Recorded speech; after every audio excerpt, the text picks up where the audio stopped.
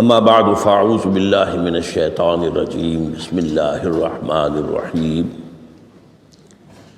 الحمد للہ رب العالمین الرحمن الرحیم مالک یوم الدین ایاک نعبد و ایاک نستعین اہدنا الصراط المستقیم صراط الذین انعمت علیہم غیر المغضوب علیہم ولا الضالین آمین ما اصاب من مصیبت الا باذن اللہ ومن یؤمن باللہ یہد قلبہ واللہ بکل شیء علیم وقال عز وجل كما ورد في سورة الحديد ما أصاب من مصيبة في الأرض ولا في أنفسكم إلا في كتاب من قبل أن نبرأها إن ذلك على الله يسير لكي لا تحصوا على ما فاتكم ولا تفرحوا بما آتاكم والله لا يحب كل مختال فخور وقال عز وجل كما ورد في سورة الانشراح إن مع العسر يسرا إن مع العسر يسرا صدق الله العظيم. وعن أبي العباس عبد الله بن عباس رضي الله تعالى عنهما قال كنت خلف النبي صلى الله عليه وسلم يوما فقال یا غلام انی اعلمک بکلمات احفظ اللہ یحفظک احفظ اللہ تجدہ تجاہک اذا سألت فاسأل اللہ واذا استعنت فاستعن باللہ واعلم ان الامة لو اجتمعت على ان ينفعوك بشيء لم ينفعوك الا بشيء قد كتبه الله لك وَإِنِ اجْتَمَعُوا عَلَىٰ أَن يَضُرُّوكَ بِشَيْءٍ لَمْ يَضُرُّوكَ إِلَّا بِشَيْءٍ قَدْ كَتَبَ اللَّهُ عَلَيْكَ رُفِعَتِ الْأَقْلَامُ وَجَفَّتِ الصُّحُفُ رواه الترمذي رحمه الله وقال حديث حسن صحيح. وفي رواية غير الترمذي احفظ الله تجده أمامك تعرف الى اللہ فی الرخاء یعرفک فی الشدہ وعلم ان ما اخطاک لم یکن لیصیبک وما اصابک لم یکن لیخطئک وعلم ان النصر مع الصبر وان الفرج مع الکرب وان مع العسر یسرا. رب اشرح لی صدری ویسر لی امری واحلل عقدۃ من لسانی یفقہوا قولی. اللہم ربنا الہمنا رشدنا واعذنا من شرور انفسنا اللہم ارنا الحق حقا وارزقنا اتباعہ وارنا الباطل باطلا وارزقنا اجتنابہ آمین یا رب العالمین. یہ حدیث نمبر 19 40 نبوی کی روح دین کے اعتبار سے ایک بہت ہی اہم مسئلے سے بحث کرتی ہے. اس کے راوی ہیں حضرت عبداللہ ابن عباس جن کی کنیت ہے ابو العباس، یعنی ان کے والد کا نام بھی عباس ہے، ان کے بیٹے کا نام بھی عباس ہے. عن ابی العباس عبداللہ ابن عمر ابن عباس رضی اللہ تعالی عنہما. تو اس میں چونکہ جیسا کہ میں نے عرض کیا کہ استعانت باللہ، مدد مانگنی ہو تو صرف اللہ سے مانگو، یہ دین کی روح کا ایک بہت اہم مسئلہ ہے، بہت اہم موضوع روح دین. میں نے اسی لیے آج سورہ فاتحہ کی تلاوت کی شروع میں کہ اس مسئلے کی اہمیت جو ہے اس کا آپ کو اندازہ ہو جائے. سورہ فاتحہ جو ہماری نماز کا جزو لازم ہے، حدیث نبوی ہے لا صلاۃ لمن لم یقرأ بفاتحۃ الکتاب، سورہ فاتحہ کے بغیر کوئی نماز نہیں. ہر رکعت میں ہم پڑھتے ہیں یا یہ دوسری بات ہے، فقہ حنفی کے مطابق امام پڑھتا ہے اگر جہری انداز میں تو گویا کہ پوری جماعت کی طرف سے ادائیگی ہوئی، لیکن اس پہ اتفاق ہے کہ سورہ فاتحہ ہی اصل نماز ہے۔ اسی لیے ایک حدیث میں جو مسلم شریف میں آئی ہے حضرت ابو ہریرہ سے، سورہ فاتحہ کی تجزیہ کیا گیا ہے مضامین کا، اور وہ حدیث قدسی ہے۔ قسمت الصلاۃ بینی و بین عبدی نصفین، اللہ فرماتا ہے میں نے نماز کو اپنے اور اپنے بندے کے درمیان برابر برابر تقسیم کر دیا۔ بندہ کہتا، اب اس کے بعد ساری تفصیل سورہ فاتحہ کی ہے۔ صلاۃ کہا، قسمت الصلاۃ بینی و بین عبدی نصفین، تو ہم تو صلاۃ میں سورہ فاتحہ بھی ہے، پھر اس کے بعد کچھ ہم اور قرآن مجید کی آیتیں پڑھتے ہیں، پھر رکوع بھی ہے، پھر سجود بھی ہے، قیام بھی ہے اور قاعدہ بھی ہے، سب ہے۔ صلاۃ تو منہ کا، لیکن یہ کہ اصل صلاۃ سورہ فاتحہ۔ چنانچہ اس حدیث میں تجزیہ کیا گیا ہے، جب بندہ کہتا ہے، میرا بندہ یہ کہتا ہے الحمدللہ رب العالمین، تو میں یہ کہتا ہوں، اللہ تعالیٰ یہ فرماتا ہے حمدنی عبدی، میرے بندے نے میری حمد کی، تعریف کی، ثنا کی۔ جب بندہ کہتا ہے الرحمن الرحیم، میں کہتا ہوں، اللہ کہتا ہے اثنا علی عبدی، میرے بندے نے میری ثنا کی۔ اور جب بندہ کہتا ہے مالک یوم الدین، تو اللہ فرماتا مجدنی عبدی، میرے بندے نے میری بزرگی بیان کی۔ تو یہ سارا میں اس لیے آپ کو حوالہ دے دیا ہے، آج میں سورہ فاتحہ کا درس نہیں دے رہا ہوں، پوری بات نہیں سنا رہا کہ اصل نماز سورہ فاتحہ۔ اب سورہ فاتحہ میں 7 آیتیں ہیں، اور عجیب ترتیب ہے، 3 آیتوں پر ایک جملہ بنتا ہے، الحمدللہ رب العالمین الرحمن الرحیم مالک یوم الدین، آیتیں 3 جملہ 1۔ پھر 3 آیتوں پر ایک جملہ ہے آخر میں، اہدنا الصراط المستقیم صراط الذین انعمت علیہم غیر المغضوب علیہم ولا الضالین، آیتیں 3 جملہ 1۔ درمیانی آیت ہے 4 نمبر کی، ایاک نعبد و ایاک نستعین، یہ ہے در حقیقت مرکزی آیت، مرکزی ہو گئی، 3 ادھر 3 ادھر، پھر وہ 3 ایک جملہ، آخری 3 ایک جملہ، اور یہ ایک آیت میں 2 جملے ہیں۔ ایاک نعبد بھی مکمل جملہ ہے، و ایاک نستعین بھی مکمل جملہ ہے، اور یہیں پر سورہ فاتحہ کی وہ تقسیم ہوتی ہے آدھی، 3.5 آیتیں ادھر ہیں، الحمدللہ رب العالمین الرحمن الرحیم مالک یوم الدین ایاک نعبد۔ اب واو آ گیا، یہ واو ایسے ہے جیسے کہ آپ ترازو کو پکڑتے ہیں، مٹھ اس کی جو ہے۔ اب 3.5 آیتیں ہیں، وَإِيَّاكَ نَسْتَعِينُ اهْدِنَا الصِّرَاطَ الْمُسْتَقِيمَ صِرَاطَ الَّذِينَ أَنْعَمْتَ عَلَيْهِمْ غَيْرِ الْمَغْضُوبِ عَلَيْهِمْ وَلَا الضَّالِّينَ۔ یہ جو مرکزی آیت ہے، اس میں 2 باتوں کا ذکر ہے۔ ایاک نعبد، ایک تو ہم اقرار کرتے ہیں کہ اللہ ہم صرف تیری ہی بندگی کرتے ہیں اور کرتے رہیں گے، یہ حال اور ماضی، حال اور مستقبل دونوں کو محیط ہے۔ اور دوسرا وَإِيَّاكَ نَسْتَعِينُ، اور صرف تجھ ہی سے مدد مانگتے ہیں اور مانگتے رہیں گے۔ یہ گویا کہ دین کا ایک مرکزی نقطہ ہے، جو صلاۃ کا مرکزی نقطہ ہے، وہی در حقیقت دین کا مرکزی نقطہ ہے۔ اب ہم اس پر غور کر چکے ہیں، 40 نبوی کی حدیث نمبر 3 جو ہے وہ اس پر ہے، ایاک نعبد۔ اس میں گفتگو ہو چکی ہے تفصیل سے کہ عبادت کا تصور کیا ہے، جس کے لیے انسان کو پیدا کیا گیا، وما خلقت الجن والانس الا لیعبدون، اور تمام رسولوں کی دعوت کا مرکزی نقطہ ان اعبدوا اللہ ما لکم من الہ غیرہ، زندگی آمد برائے بندگی، زندگی بے بندگی شرمندگی۔ اور اس میں جو کنفیوژن ہم نے پیدا کر دیا ہے کہ عبادت کو عبادات کے مترادف قرار دے دیا، نماز روزہ حج اور زکوٰۃ یہ عبادات ہیں، وہ عبادت جس کے لیے ہمیں پیدا کیا گیا ہے وہ یہ چیزیں نہیں ہیں، وہ ہے پوری زندگی میں ہمہ تن ہمہ وقت ہمہ جہت اللہ کی اطاعت۔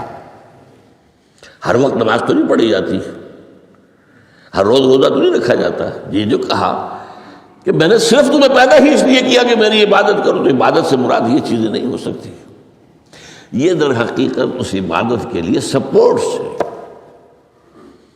جیسے 4 ستون ہیں ان پر چھت ہے، چھت کو سپورٹ دینے کے لیے ستون ہے. ستونوں کی معنویت ہی تب ہے جب کہ چھت ہو، ورنہ کیا کہیں گے کس لیے کھڑے کر دیے 4 ستون؟ پاگل پن ہے کوئی؟ کس لیے؟ What for? جب تک کہ چھت کا تصور نہ ہو. شامیانے کے لیے 4 آپ نے بانس کھڑے کیے ہیں، کس لیے؟ اس شامیانے کو سپورٹ کرنے کے لیے. تو اب اس میں جو ایک مضمون آیا وہ یہاں بھی آ گیا اس حدیث میں، تو قرآن مجید کی آیت میں ایاک نعبد و ایاک نستعین، یہ ہے دوسری بات جس پر کہ آج کی ہماری مرکزی جو مضمون ہے وہ یہ حدیث. تجھ ہی سے مدد مانگتے ہیں اور مانگتے رہیں گے. اللہ تعالیٰ سے مدد مانگنا، اب آپ یوں سمجھیے کہ مدد جو مانگی جاتی ہے مختلف الفاظ استعمال ہو سکتے ہیں. استعانت وہ اس حدیث میں بھی آیا، قرآن میں بھی آیا سورہ فاتحہ میں، ایاک نستعین. استمداد مدد طلب کرنا، استنصار نصرت مانگنا، استدعاء کوئی دعا کرنا کسی کام کے لیے، استغاثہ کسی کی دعائی دینا، یہ تمام ایک قبیل کی چیزیں ہیں. ان کو جمع کر لیجیے استعانت. اب استعانت ایک تو ہے عام مادی دنیا جو اصول کے اندر میں کسی سے کہوں بھائی مجھے ذرا پانی پلا دینا، یہ بھی استعانت ہی ہو گئی نا. میں نے اپنی ایک ضرورت کو پورا کرنے کے لیے اسے مدد چاہیے. اس میں کوئی شرک نہیں، کوئی برائی نہیں. معلوم ہے یہ ایک عام مادی قوانین کے تحت ہوگا. یہ علیحدہ بات ہے کہ حضور کے بارے میں یہ آتا ہے صلی اللہ علیہ وسلم کہ آپ کبھی ایسے کام کے لیے بھی کسی کو نہیں کہتے تھے.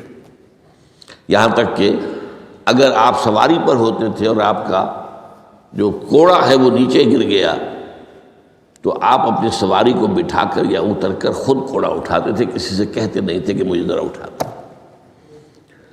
تو یہ استدعاء، استعانت، استمداد، اس میں ایک درجے ہیں، بڑے اونچے اونچے درجے بھی ہیں. لیکن عام حالات میں ہم مادی قوانین کے تحت اگر کوئی مدد چاہے کسی سے تو کوئی بری بات نہیں، اس میں کوئی شرک نہیں، اس میں کوئی کفر نہیں.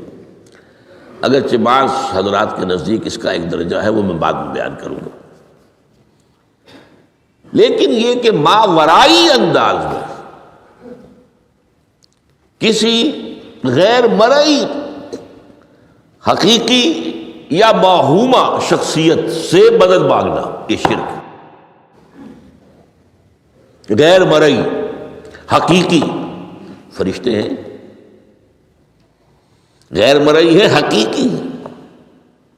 موہومہ جنہوں نے گاڈز اینڈ گاڈیسز اور آلہہ بنا لیے، دیویاں دیوتیاں بنا لیے، یہ موہومہ ہے، ان کے وہم کی پیداوار، وہ بھی غیر مرئی ہے.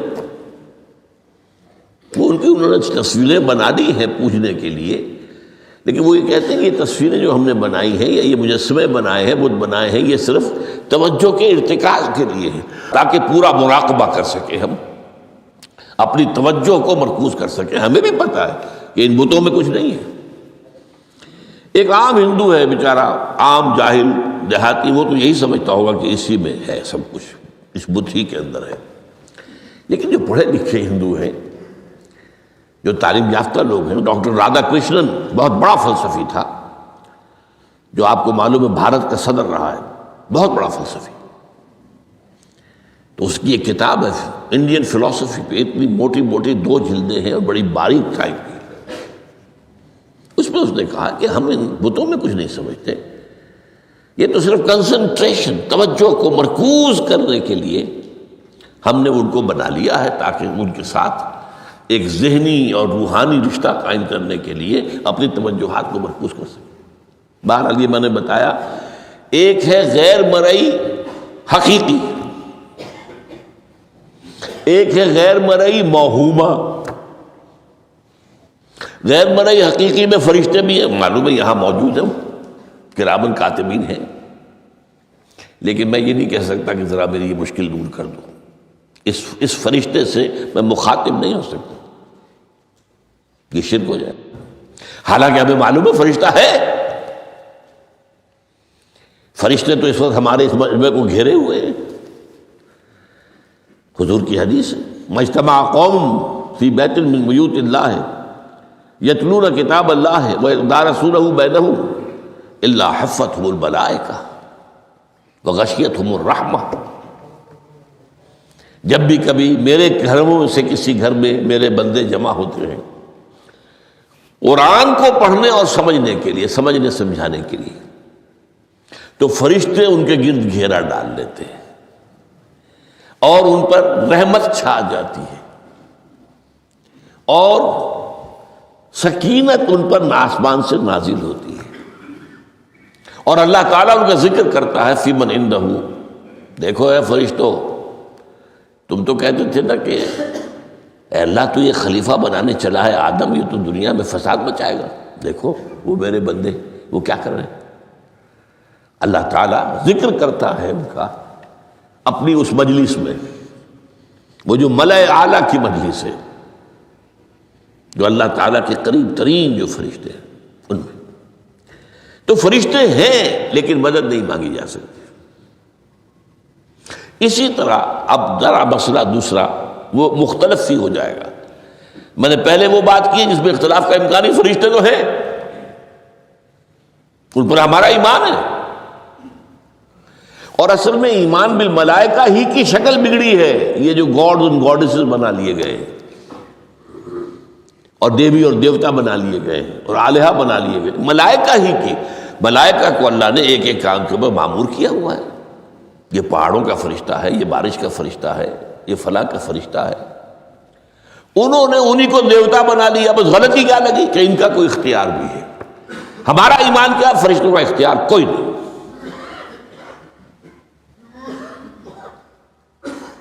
یفعلون ما یؤمرون، جو اللہ حکم دیتا ہے کرتے ہیں، ان کا کوئی اختیار نہیں۔ بس یہ باریک سا پردہ ہے، یہی ایمان بالملائکہ بن گیا ہے، دیویوں دیوتاؤں کی شکل اختیار کی۔ عرب کے لوگ خدا کی بیٹیاں کہتے تھے ان کو، یہ فرشتے خدا کی بیٹیاں ہیں، ان کے نام پر لات، یہ مؤنث نام ہے، لات، عزا عزیز کا مؤنث ہے، منات یہ سب مؤنث نام ہے، یہ دیویاں ہیں، یہ اللہ کی بیٹیاں ہیں، فرشتے ہیں اصل۔ تو میں نے کہا کہ پہلے میں نے بات کی ہے وہ غیر مرئی کہ جو یقینی ہیں، متفق علیہ ہیں، فرشتے ہیں۔ ایک ہے مختلف فی، وہ یہ ہے کہ اولیاء اللہ کی ارواح بھی،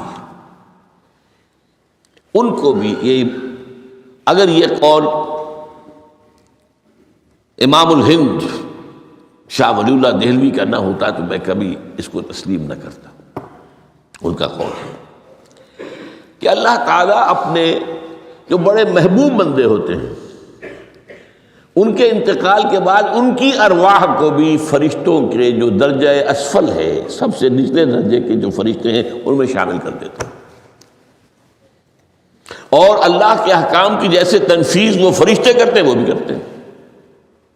اب یہ مختلف ہی مسئلہ ہو گیا، سب کے نزدیک نہیں ہے ایسا، لیکن یہ کہ بعض کے نزدیک شاہ ولی اللہ کہہ رہے ہیں تو اس کو تو ہم اٹھا کر ردی کی ٹوکری میں تو نہیں پھینک سکتے بات، لیکن ان کو بھی نہیں پکارا جائے گا، وہ ہے، وہ بھی اللہ کی سول سروس کے اندر بھرتی ہو گئے۔ سول سروس ہے نا، اس کے کارڈرز ہیں ہمارے ہاں۔ پٹواری سے آپ چلیں گے تو ریونیو کا محکمہ جو ہے، پٹواری پر گرداور اور گرداور سے گرداور، قانون گو اور اس سے اوپر اور نائب تحصیلدار، یہ چلے گا۔ تو فرشتوں کے بھی گریڈ ہیں، طبقہ اسفل، طبقہ اعلیٰ۔ تو اگر اللہ تعالیٰ اپنے نیک بندوں کی ارواح کو بھی اس میں شامل کر دے تو ہمیں کیا اعتراض ہے، اور اس کو ماننے سے کوئی شرک لازم نہیں آئے گا۔ ہاں انہیں پکارو گے تو شرک لازم آ جائے گا۔ بات سمجھ رہے ہیں؟ باریک فرق۔ فرشتوں کو مانتے ہیں، پکار نہیں سکتے، مدد نہیں مانگ سکتے۔ اسی طریقے سے ان کو آپ مانتے بھی ہوں اگر کہ وہ ملائکہ کی آخری صف میں ان کو بھی اللہ نے بھرتی کر لیا ہے تو ٹھیک ہے، لیکن یہ کہ آپ اختلاف کریں، اختلاف بھی کر سکتے ہیں کہ اتنی بڑی بات کے لیے کوئی دلیل قرآن مجید سے ہمیں نہیں ملتی، فرض کیجئے کوئی شخص کہتا ہے، لیکن یہ کہ یہ ایک قول ہے ایک محدث کا ہے، لیکن میں نے جو بات فرق جو بتا رہا ہوں، ان کو یہ مان لینا کہ فرض کیجئے شیخ عبد القادر جو ہے بغدادی گیلانی رحمۃ اللہ علیہ، ان کی روح اب کہیں آ سکتی ہے، الوا آ سکتی ہے، جیسے ملائکہ آ سکتی ہے، روح محمدی صلی اللہ علیہ وسلم آ سکتی ہے، لیکن ہم اس وقت محمد کو پکاریں گے نہیں، پکارا تو شرک ہو جائے گا، دعوت جب دعا کی تو شرک ہو جائے گا۔ تو یہ ذرا باریک سا فرق ہے جو ہمارے ہاں اس فرق کو نہ سمجھنے کی وجہ سے ہی یا تو انکار کر دیتے ہیں سرے سے، روح آ ہی نہیں سکتی، اور یا یہ کہ پھر ان سے دعائیں اور استدعاء اور استغاثہ، تو یہ دونوں میں جو ہے انتہا ہو جاتی۔ اچھا، دنیا کے قانون کے تحت بھی جو میں نے کہا تھا، میں بتاؤں گا کہ اس کا بھی ایک مرتبہ ہے۔ آپ نے کسی شخص سے ایک کام کے لیے کہا، وہ کام دنیا کے قوانین کے تحت ہے۔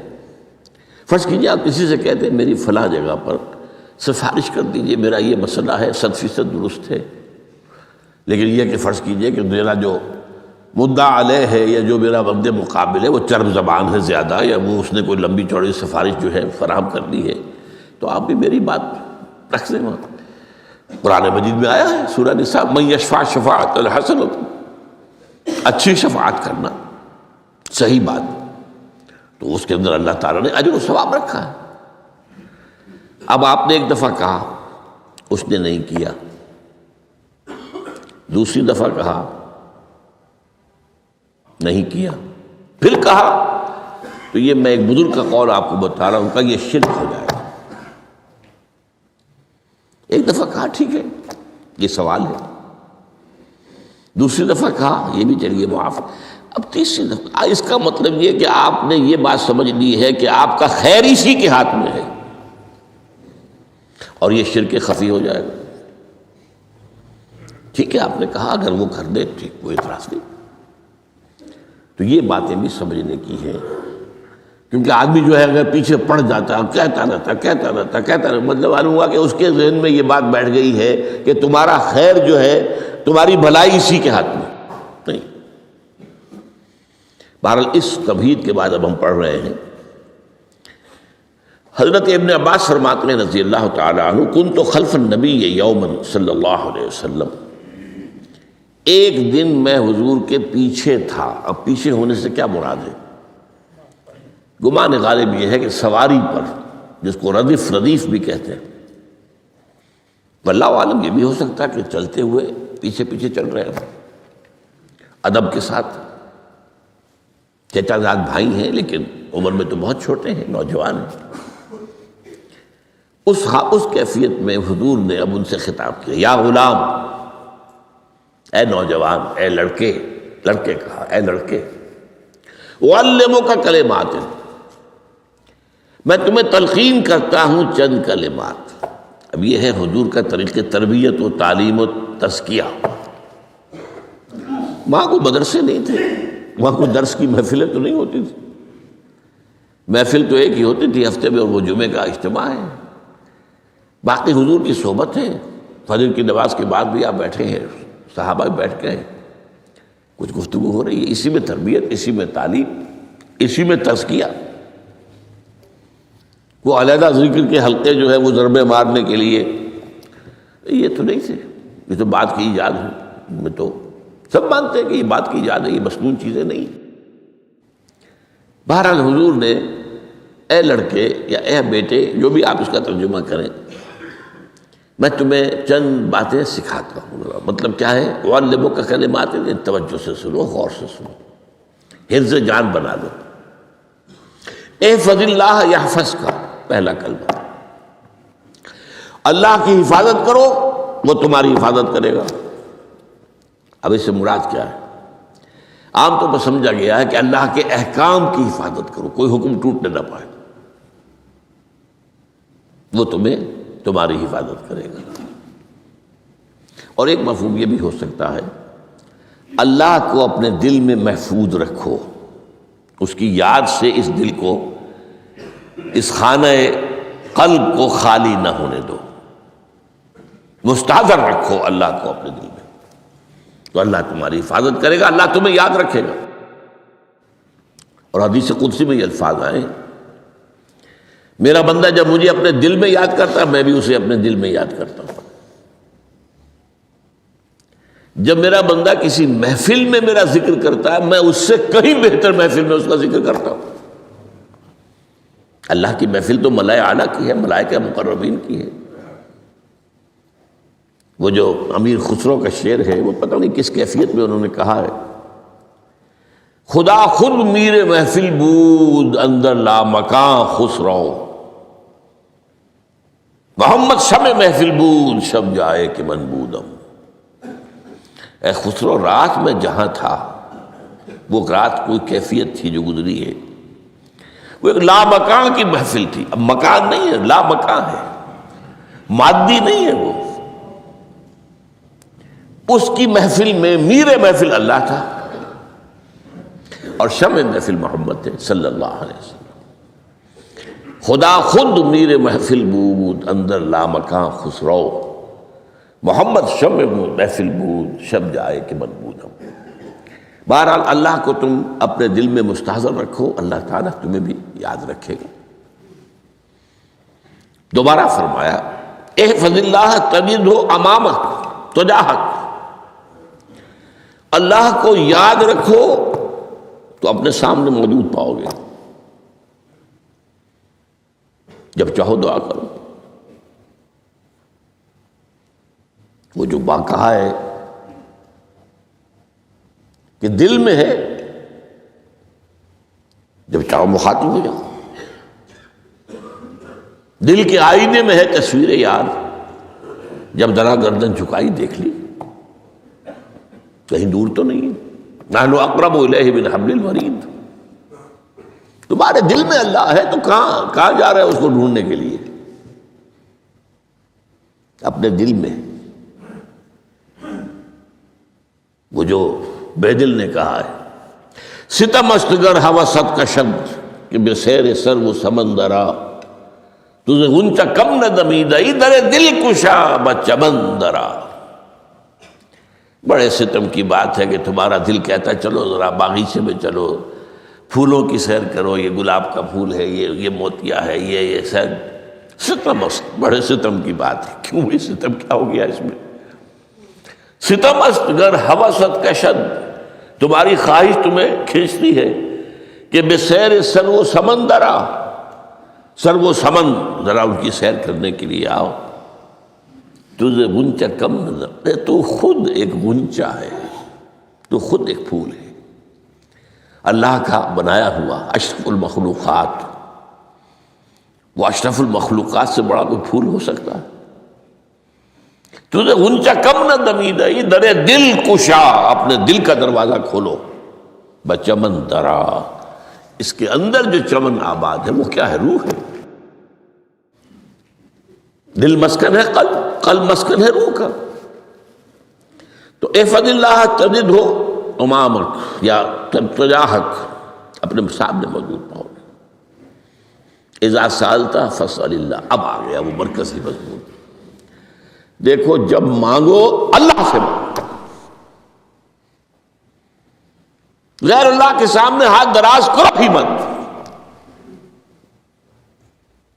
ایک حدیث میں آتا، یعنی حرام نہیں ہے، دنیاوی قواعد اصول قوانین کے تحت کسی سے مدد چاہنا، کوئی سوال کرنا حرام نہیں ہے۔ وہ تو میں نے کہا کہ اس پر اصرار آپ کریں گے تو اس میں بو پیدا ہو جائے گی، بدبو پیدا ہو جائے گی شرک کی، لیکن آپ سوال کریں، مدد لیں، اسی پر دنیا قائم ہے، ایک دوسرے کے ساتھ تعاون کے ساتھ۔ لیکن اونچا مقام کیا ہے؟ کسی سے سوال مت کرو سوائے اللہ کے، یہاں تک کہ جوتے باندھنے کا تسمہ تمہیں درکار ہے تو بھی کسی سے مت مانگو، اللہ سے مانگو۔ کیا پتہ اللہ کس کے دل میں ڈال دے اور وہ آ کے تمہیں تسمہ پیش کر دے۔ ہوتا ہے ایسا، بس اوقات ہوتا ہے۔ جو اللہ کے ساتھ لو لگا کر رکھنے والے ہیں ان کے تو ایسے واقعات ہوتے ہیں کہ دل میں ایک بات آئی اور اس کے بعد وہی بات جو ہے وہ کوئی شخص آ گیا اور اس نے وہ بات پوری کر دی۔ کیونکہ لوگوں کے دل جو ہے وہ تو اللہ کی دو انگلیوں کے مابین جب چاہتا پھیر دیتا ہے۔ کیا پتہ اللہ کسی فرشتے کو انسانی شکل میں بھیجے؟ آتا ہے فرشتہ، آتا ہے انسانی شکل میں آتا ہے، آپ کی تکلیف کو رفع کر دے، آپ کی ضرورت کو پورا کر دے، اسی سے مانگو، کسی اور سے مت مانگو۔ یہ ہے توحید کا لب لباب۔ یوں سمجھیے اسلام کی جڑ کیا ہے؟ ایمان۔ اسلام کا جو خارجی نظام عمل ہے، انفرادی اعمال ہو، اجتماعی ہو، ان سب کی روح رواں کیا ہے؟ ایمان۔ ٹھیک، ایک بات ہو گئی۔ ایمان کا خلاصہ لب لباب کیا ہے؟ ایمان باللہ۔ جیسے ایمان بالآخرہ بھی ہے، ایمان بالملائکہ ہے، ایمان بالانبیاء ہے، ایمان بالرسل ہے، ایمان بالکتب ہے، ایمان بالقلب ہے، لیکن اصل ایمان، اسی لیے ایمان مجمل میں آپ کو معلوم ہے کسی اور چیز کا ذکر نہیں۔ آمنت باللہ کما ہوا باسمائہ و صفاتہ وقبلت جمیع احکامہ اقرار باللسان و تصدیق بالقلب۔ یہ ایمان مجمل ہے، اجمالی طور پر ایمان اس کا نام ہے۔ ہاں مفصل تفصیلی طور پر آمنت باللہ و ملائکتہ و کتبہ و رسلہ والیوم الآخر والقدر خیرہ و شرہ من اللہ تعالی والبعث بعد الموت۔ تو اسلام کی جڑ ایمان، اور اسلام کا سارا جو نظام عمل ہے، چاہے انفرادی اعمال ہو چاہے اجتماعی، ان سب کی روح رواں ایمان، اور ایمان کا خلاصہ ایمان باللہ۔ اور ایمان باللہ کا اصل حاصل وہ ہے جو اس حدیث میں آ رہا، اس کے دو ہیں تقاضے، عبادت صرف اسی کی، استعانت صرف اسی سے۔ اس لیے میں نے سورہ فاتحہ کا تذکرہ شروع میں کیا۔ یہ عبادت کا جوہر ہے، عبادت کا جو ہے یہ ایمان کا حاصل، عبادت صرف اس کی ہے اور استعانت صرف اس سے۔ استعانت ہی میں سوال بھی آ گیا، یہ بھی مدد ہے۔ آپ کسی سے کچھ مدد مالی چاہ رہے ہیں یا کوئی اور مدد چاہتے ہیں، کسی کام میں مدد چاہتے ہیں، جیسے میں نے کہا تھا کہیں سفارش کرانا چاہتے ہیں، یہ بھی مدد ہے۔ وَإِذَا اسْتَعَنْتَ فَاسْتَعِنْ بِاللَّهِ، اور جب مدد مانگو صرف اللہ سے مانگو۔ اور وہ سارے الفاظ یاد کر لیجیے، استدعاء، استعانت، استغاثہ، یہ جو غوث اعظم سے استغاثہ کیا جاتا ہے یہ تو شرک ہے۔ استغاثہ اللہ سے، دعائی اللہ کی۔ اس اعتبار سے استمداد، استعانت، استدعاء، استغاثہ، یہ سب اللہ سے، صرف اللہ سے۔ عبادت صرف اللہ کی، ایاک نعبد، اور استعانت صرف اللہ سے۔ اذا سألت فاسأل اللہ واذا استعنت فاستعن باللہ واعلم۔ اب یہ جو آخری ٹکڑا آ رہا ہے، حدیث نمبر 4 تھی وہ عبداللہ ابن مسعود رضی اللہ تعالیٰ عنہ، اس میں بھی مضمون جو آیا وہ یہاں پر دوبارہ آ رہا ہے۔ وعلم، اور اے میرے بیٹے، میرے بچے، اے عزیز، علم، جان لو، ان الامت لو اجتمعت علی ان ينفعوک بشیء، اگر سب لوگ جمع ہو کر چاہیں کہ تمہیں کسی شے کا نفع پہنچا دیں، کوئی فائدہ پہنچا دیں، لن ينفعوک الا بشیء قد کتبہ اللہ لک، نہیں پہنچا سکتے وہ تمہیں کوئی نفع مگر صرف وہی جو تمہارے لیے اللہ نے لکھ دیا۔ پھر کیوں مانگو ان سے؟ یہ تو فعل عبث ہو گیا، بیکار بات ہو گئی، ان کے ہاتھ میں کچھ ہے ہی نہیں۔ لہذا یہ جان لو، سب لوگ مل کر چاہیں کہ تمہیں کوئی نفع پہنچا دیں، نہیں پہنچا سکتے مگر وہی کچھ جو اللہ نے تمہارے لیے اگر لکھ دیا ہے تو مل جائے گا، ورنہ نہیں۔ آپ اندازہ کیجئے کہ جو شخص اس سطح پر آ جائے اس میں کتنا استغنا ہوگا، کسی کے سامنے پیشانی رگڑے گا اپنی، کسی کے سامنے ہاتھ پھیلائے گا، کسی کے سامنے اپنی عزت نفس کو ہتھیلی پر رکھ کر پیش کرے گا، تم نے سوال کیا تو عزت نفس تو تم نے اس کے سامنے پیش کر دی. اب وہ چاہے تو کچھ اس کا لحاظ کر لے، چاہے تو ٹھوکر مار دے تمہاری عزت نفس کو. یہ وہ مقام ہے جب مانگو صرف اللہ سے، جب مدد طلب کرو صرف اللہ سے. اور جان لو اگر تمام لوگ جمع ہو کر تمہیں کوئی فائدہ پہنچانا جائے نہیں پہنچا سکتے الا بشیء قد کتب اللہ لک وان اجتمعوا علی ان یضروک بشیء لم یضروک الا بشیء قد کتب اللہ علیک. اگر سب مل کر چاہیں تمہیں کوئی نقصان پہنچا دے نہیں پہنچا سکتے مگر وہی کچھ جو اللہ نے تمہارے لیے لکھ دیا. اب بتائیے خوف کی جڑ کٹ جائے گی کہ نہیں؟ یہ جو ایمان جو ہے یہ خوف اور حزن دونوں سے نجات دلانے والی بات ہے. جو حقیقی مومن ہے وہ اللہ کا ولی ہے، حقیقی مومن وہ اللہ کا ولی ہے. اور الا ان اولیاء اللہ لا خوف علیہم ولا هم يحزنون. یہ اولیاء اللہ کو علیحدہ مخلوق نہیں ہے، کوئی ان کے سر پہ سینگ نہیں ہوتے، انسان ہی ہوتے ہیں لیکن حقیقی معنی میں مومن. ان اعتبارات سے جو آج ہم پڑھ رہے ہیں ایمان اس درجے کا پہنچ گیا تو اللہ کا ولی ہے. اور لوگ کے لیے خوف کس بات کا ہوگا؟ کس سے خوف کروں؟ اس کے ہاتھ میں کچھ ہے ہی نہیں. اور اگر کچھ اللہ نے میرے لیے لکھ دیا وہ آ کر رہے گا، چاہے میں لاکھ گڑ گڑاؤں اس کے سامنے کہ مجھے چھوڑ دے. اگر اللہ نے لکھا وہ آیا وہ تو آئے گا، تو کاہے کو اس کے سامنے گڑ گڑانا، کاہے کو جبسائی کرنا اس کے سامنے. اور کسی کے ہاتھ میں کچھ ہے ہی نہیں، میرا خیر ہے ہی نہیں، تو کاہے کو خوشامد کروں اس کی. اور سنیے رفعت الاقلام. دیکھو نوجوان، قلمیں اٹھا لی گئی ہیں، وجفت الصحف، اور جو رجسٹر ہیں صحیفے ان کی سیاہی خشک ہو چکی ہے. یہ ہے وہ اللہ کا علم قدیم جس میں ہر شے لکھ دی گئی.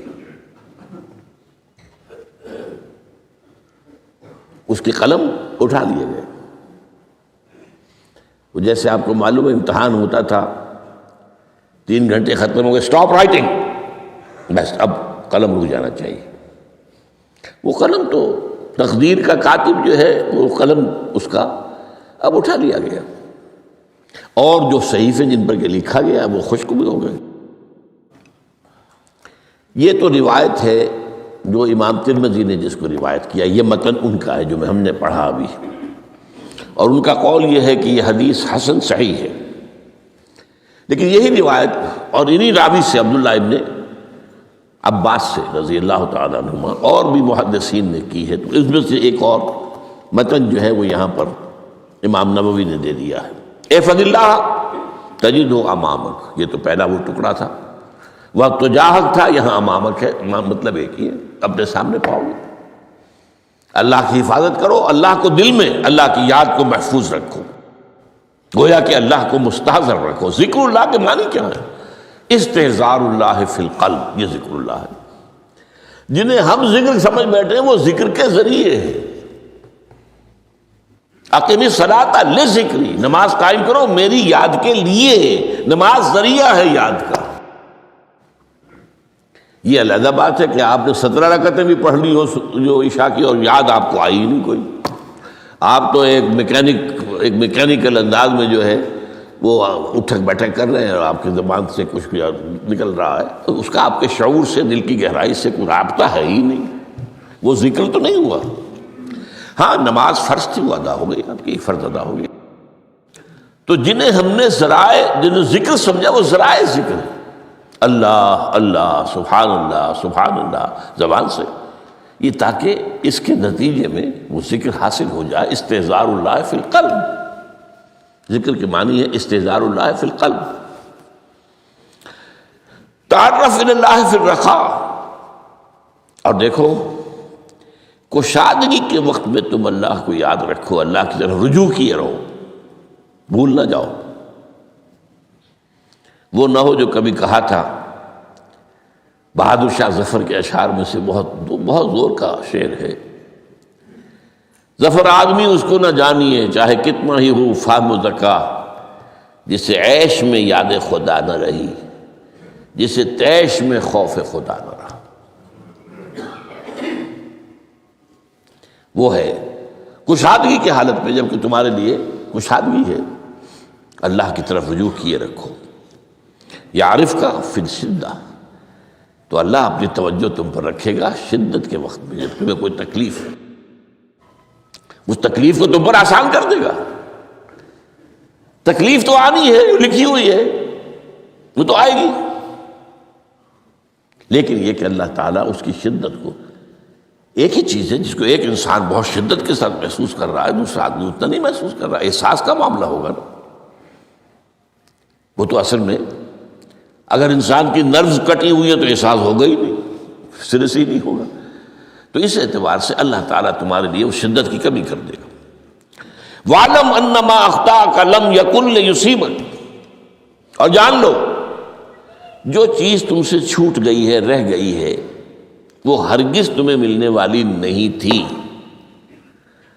اب آپ نے کسی ملازمت کے لیے درخواست دی ہے، درخواستیں مانگی گئی ہیں، اپنی سی محنت کر لی، نہیں ملی ملازمت، اب آپ بیٹھے ہوئے افسوس میں، رنج میں، غم میں، فلاں نے یہ کر دیا، فلاں نے یہ کر دیا، وہ فلاں جو ہے بڑی تکڑی سفارش لے آیا تھا، فلاں نے رشوت دے دی۔ چھوڑو میاں اس کو، وہ تمہارے لیے نہیں تھی۔ کاہے کو اپنے ذہن کے اندر یہ کھچڑی پکا رہے ہو بیٹھے ہوئے؟ خواہ آپ شاید سوء ظن میں بھی مبتلا ہو رہے ہو، کسی نے نہ رشوت دی اور آپ سمجھتے ہو کہ رشوت دی ہے اس نے۔ یہ ساری چیزیں جو ساری سیئات، ان کی جڑ کٹ ہے گی۔ وَعْلَمْ أَنَّمَا أَخْطَأَكَ لَمْ يَكُنْ لِيُصِيبَكَ وَمَا أَصَابَكَ، اور جو چیز تم پر آ گئی، لَمْ يَكُنْ لِيُخْطِئَكَ، ہو ہی نہیں سکتا تھا کہ وہ تم پر نہ آتی۔ یہ کر لیتا تو ہو جاتا، شاید یہ کر لیتا، میں نے ٹیکا پہلے لگوا دیا ہوتا تو یہ بات نہ ہوتی۔ بھائی وہ جو ہونا تھا وہ ہونا تھا۔ اب یہ وہ چیز ہے جس سے انسان میں کیفیت پیدا ہوتی تسلیم و رضا۔ ہم بھی تسلیم کی خو ڈالیں گے، بے نیازی تیری عادت ہی صحیح، اے اللہ جو تو نے چاہا مجھے قبول ہے۔ اسی لیے میں نے آپ کو آیتیں سنائیں سورہ تغابن کی، ما اصاب من مصیبت الا باذن اللہ، کوئی مصیبت نہیں آتی مگر اللہ کے اذن سے۔ ومن یؤمن باللہ یہد قلبہ، جو اللہ پر ایمان رکھتا ہو اللہ اس کے دل کو ہدایت دے دیتا ہے۔ ہدایت کس بات کی؟ تسلیم و رضا۔ ستمش گر حوست کا شد کہ میں سر سلو سمندرا، نہیں یہ دوسرا اس میں پڑھنا چاہتا تھا۔ سر دوستاں سلامت کہ تو خنجر آزمائی، نہ شبد نصیب دشمن کے شبد ہلاکے تیغت۔ اے اللہ تیری طرف سے ہے، مجھے قبول ہے، اور بظاہر مجھے تکلیف ہو رہی ہے لیکن یقیناً اس میں میرا کوئی خیر ہے۔ یدک الخیر، تیرے ہاتھ میں تو خیر ہی خیر ہے، جو بھی تیری طرف سے آئے۔ سر تسلیم خم ہے جو مزاج یار میں، اور یہ مضمون جو ہے زیادہ بڑے پیمانے پر سورہ حدید میں آیا ہے۔ ما اصاب من مصیبت فی الارض ولا فی انفسکم الا فی کتاب من قبل ان نبرأہا، کوئی مصیبت نہیں آتی نہ تمہاری جانوں میں نہ زمین میں، زمین میں زلزلہ آ جانا، سیلاب آ جانا، کچھ اور زمین کا دھنس جانا، یا یہ ہے کہ تمہاری جانوں میں کوئی بخار ہو گیا، کوئی اور تکلیف ہو گئی، اچانک معلوم ہوا کہ صاحب جو کینسر ہے، اور کینسر بھی اب 3rd سٹیج کو پہنچ چکا ہے، لیکن جو بھی آیا ہے وہ اللہ کے علم قدیم کی کتاب میں پہلے سے لکھا ہوا ہے۔ فی کتاب من قبل ان نبرأہا، یہ ایک کتاب میں درج ہے اس سے پہلے کہ ہم اسے ظاہر کریں۔ اس کا نتیجہ کیا نکلنا چاہیے؟ لیکن لا تاسوا علی ما فاتکم ولا تفرحوا بما آتاکم، افسوس نہ کیا کرو جو تم سے جاتا رہے، چھوٹ جائے۔ کوئی عزیز فوت ہو گیا، کوئی موقع ہاتھ سے نکل گیا، ارے بھائی میں چوک گیا، بڑا موقع تھا، اب اس پر افسوس کر رہے ہیں؟ نہیں، جو چیز لیکن لا تاسوا علی ما فاتک ولا تفرحوا بما آتاک، جو اللہ تمہیں دے دے اس پر اتراؤ مت۔ وما اصابک لم یکن لیخطئک واعلم ان النصر مع الصبر، اور جان لو اللہ کی مدد صبر کے ساتھ آتی ہے۔ جو آئے اس کی طرف سے جھیلو، زبان پر کلمہ شکوہ اور شکایت نہ آئے، اللہ سے شکایت نہ آئے، تسلیم و رضا، جو تیری رضا ہے۔ تیری صحت ہمیں منظور ہے، لیکن اس کو مولانا محمد علی جوہر ایک مرتبہ جیل میں گئے، ایک بیٹی بیمار ہوئی، فوت ہو گئی۔ اس کے بعد دوسری مرتبہ پھر جیل میں گئے، دوسری بیٹی کو وہی بیماری ہوئی۔ جیل میں اطلاع ملی کہ بیٹی کو یہ بیماری ہو گئی ہے، تو خط لکھا اشعار کی شکل میں۔ اس کا آخری شعر یہ ہے، تیری صحت ہمیں منظور ہے، لیکن اس کو نہیں منظور تو پھر ہم کو بھی منظور نہیں۔ ہم تو چاہتے ہیں میں بیٹی کے تجھے شفا ہو جائے، اسے منظور نہیں تو پھر ہمیں بھی منظور۔ وَاعْلَمْ أَنَّ النَّصْرَ مَعَ الصَّبْرِ وَأَنَّ الْفَرَجَ مَعَ الْكَرْبِ۔ فرج، فراخی، کھل جانا کسی چیز کا، یہ ہے کرب کے ساتھ، تکلیف کے ساتھ، تکلیف ہوتی ہے ساتھ۔ اللہ نے قانون بنایا ہے دنیا کا۔ اب آپ اندازہ کیجئے بچے کی ولادت میں ماں کو کتنی تکلیف اٹھانی پڑتی ہے۔ آج کل تو فیشن ہو گیا ہے، سیدھے سیدھے جاؤ، آپریشن کراؤ، تکلیف سے بچ جاؤ، لیکن یہ ہے کہ یہ بھی آپ کے علم میں ہوگا، وہ ساری تکلیف جیسے ہی بچے کو لا کر ماں کے برابر لٹایا ہے، ساری تکلیف ختم، پھر جو راحت اس سے میسر آتی ہے۔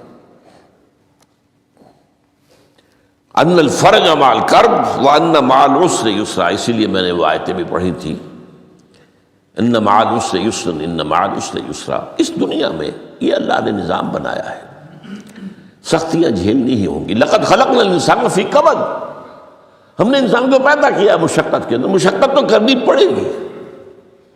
کسی کی جسمانی مشقت زیادہ، کسی کی ذہنی مشقت زیادہ، مشقت سے چارہ کسی کو نہیں۔ تو یہ ہے ان مع العسر یسرا ان مع العسر یسرا۔